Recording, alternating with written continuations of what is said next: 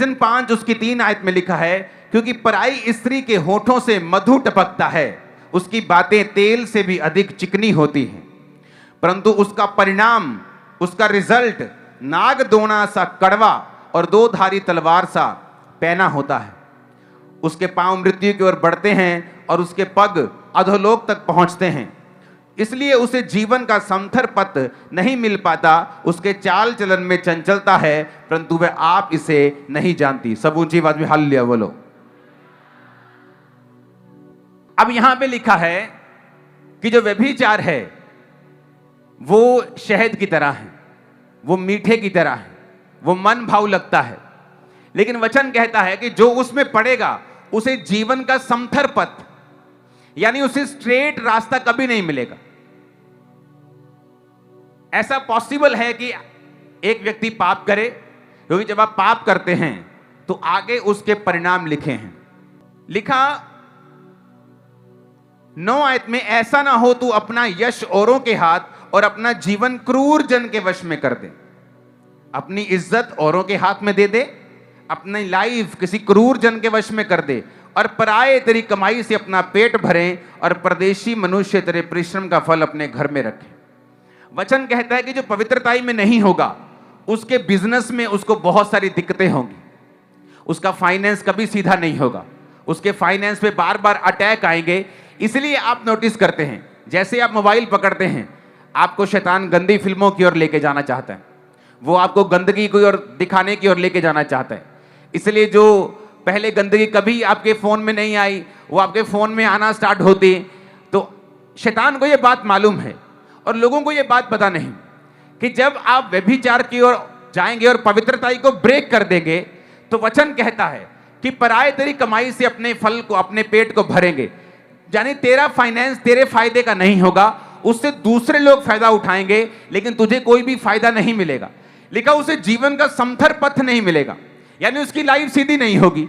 कभी मिल गया, कभी नहीं, कभी प्रॉब्लम आ गई, कभी रास्ता टेढ़ा हो गया, कभी ये दिक्कत आ गई। और प्रॉब्लम ये है कि ये लोग जिनके रास्ते फिर सीधे नहीं होते, प्रार्थना करने की बजाय और तौबा करने की बजाय आपको प्रेयर लाइन में आने के इच्छुक दिखेंगे कि बस एक बार मेरा ले हैंड हो जाए, एक बार मेरे पे प्रार्थना हो जाए। बल्कि वो ये नहीं जानते कि अगर तेरी लाइफ की जो प्रॉब्लम है, तेरी लाइफ की पवित्रताई को तोड़ने की वजह से आई है, तो उसका इलाज ले हैंड प्रेयर नहीं है, उसका इलाज तौबा है। क्योंकि परमेश्वर ने कहा, कल मैं तुम्हारे बीच में आश्चर्य कर्म करूंगा, कल मैं तुम्हारे बीच में बड़े काम करूंगा, इसलिए तुम सब जाओ और अपने अपने आप को पवित्र करो। क्यों कहा परमेश्वर ने पवित्र करो? क्योंकि परमेश्वर का आत्मा यह बात जानता है कि अगर आपकी लाइफ में पवित्रताई की लीकेज है, वो कभी भी आपकी लाइफ में बड़ा मिरेकल नहीं कर सकता। इसलिए परमेश्वर ने कहा था 38 साल के रोगी को चंगा करके, फिर से पाप मत करना, ऐसा ना हो इससे भी भारी मुसीबत तेरी जिंदगी में आए। उसने तो ये नहीं कहा प्रभु कौन सा पाप, क्योंकि वो जानता था कौन सा पाप। परमेश्वर ने उससे कहा कि पाप मत करना, तो उसने ये नहीं कहा प्रभु कौन सा पाप ना करूं, क्योंकि वो जानता था कि उसने कौन सा गुनाह किया है। शैतान ये चाहता है आप फोन पे गंदी बातों को देखें, आप गंदे मजाकों को करें, आप गंदी चीजों को डिस्कस करें अपनी लाइफ में। वो चाहता है कि आप पवित्रताई से निकलें, ताकि आपके जीवन का समथर पथ आपको कभी ना मिले।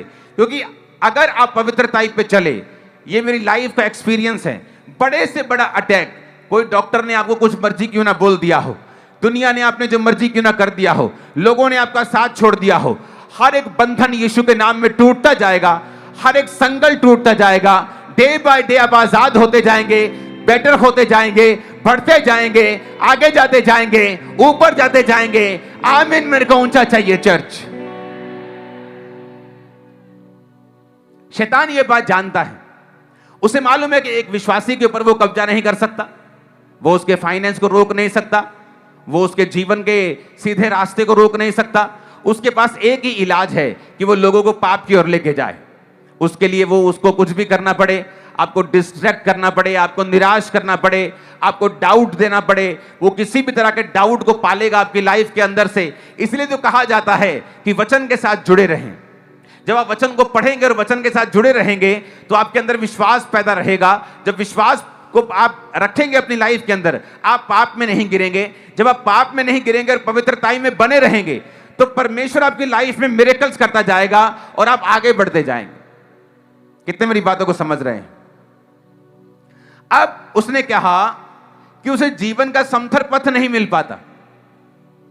आप ऐसे लोग देखेंगे, वो अपनी गर्लफ्रेंड को नहीं छोड़ेंगे, अपने बॉयफ्रेंड को नहीं छोड़ेंगे, लेकिन प्रेयर लाइन में आना भी छोड़ेंगे नहीं। उन्हें लगता है अब उनके लिए प्रेयर हो जाएगी तो परमेश्वर उनके रास्तों को साफ कर देगा। प्रेयर उन लोगों के लिए है जो ऑलरेडी तौबा कर चुके हैं, जो तौबा करके फाइट कर रहे हैं शैतान के साथ, जो प्रभु से कह रहे हैं परमेश्वर तेरा आत्मा आज मुझे छुए। तब परमेश्वर अपने दास के बीच से उन लोगों को छूता है और आजाद करता है और अपना वायदा पूरा करता है कि जो कुछ तू मेरे नाम से मेरी महिमा के लिए मांगेगा मैं तुझे दूंगा, मांगो तो दिया जाएगा। उन लोगों के लिए है जिन्होंने तौबा कर ली है। आप मेरी बात समझ रहे कि नहीं? उन लोगों के लिए नहीं है जो अभी भी पाप में हैं और प्रेयर लाइन में खड़े हैं, ये सोच के कि परमेश्वर का आत्मा मुझे छुएगा और मुझे चंगा करेगा। बाइबल कहती है प्रभु आपको अपनी महिमा के लिए छूता है जब आप ये फैसला करते हैं कि मैं अपना जीवन खुदाबंद के लिए बिताऊंगा। हालेलुया, ऊंची आवाज में हालेलुया बोलो। 11 आयत में लिखा है, नीति वचन 5 उसकी 11, और तू अपने अंतिम समय में जब तेरा शरीर क्षीण हो जाए ये कहकर हाय मारने लगे, मैंने शिक्षा से कैसा बैर किया, डांटने वाले का कैसा तिरस्कार किया। मैंने अपने गुरुओं की बातें ना मानी और सिखाने वाले की ओर ध्यान ना लगाया। मैं सभा और मंडली के बीच में सब बुराइयों में जा पड़ा। तू अपने ही कुंड से पानी और अपने ही कुएं के सोते का जल पिया करना। क्या तेरे सोतों का पानी सड़क में और तेरे जल की धारा चौकों में बह जाने पाए? वह केवल तेरे ही लिए रहे और तेरे संग औरों के लिए ना हो। तेरा सोता धन्य रहे तो अपनी जवानी की पत्नी के साथ आनंदित रहे। इसलिए उसने कहा पत्नी के अलावा अगर तू बाहर मुंह मारता है तो उसने कहा कि तेरा शरीर क्षीण हो जाएगा, कमजोर हो जाएगा। तेरे शरीर के ऊपर शैतान अटैक करेगा, अलग अलग बीमारियों के साथ तेरे शरीर के ऊपर अटैक करेगा। आज बहुत से लोग बीमार हैं व्यभिचार के कारण, पवित्रताई को तोड़ने के कारण। और जब वो शैतान लंबा सोचता है, उसने आपसे व्यभिचार करवाया, फिर आपकी लाइफ पर अटैक किया, और जो देखने वाले अविश्वासी हैं, अन्य जातियां हैं, वो आपको जब बीमार देखती हैं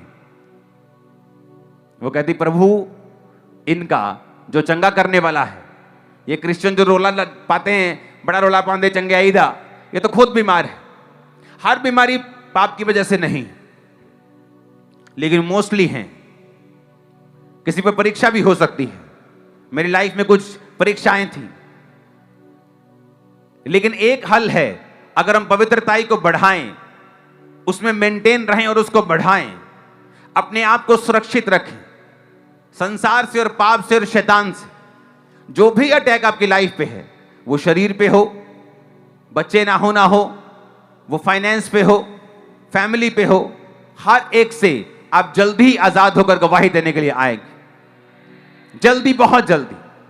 लेकिन आपको यह मेक श्योर करना है कि आपकी लाइफ में ऐसा पाप ना हो, क्योंकि वो पाप का हल आपके लिए ले हैंड प्रेयर नहीं कर सकती।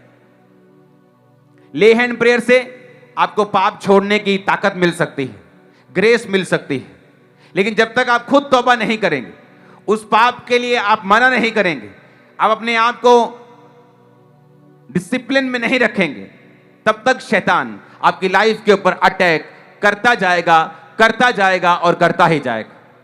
और फिर वो आपके जब फाइनेंस पे अटैक करता है, उसका असर आपके परिवार पर भी होता है।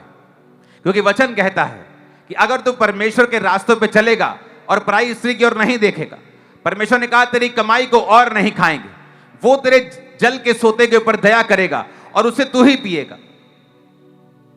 ऊंची आवाज में हालेलुया बोलो।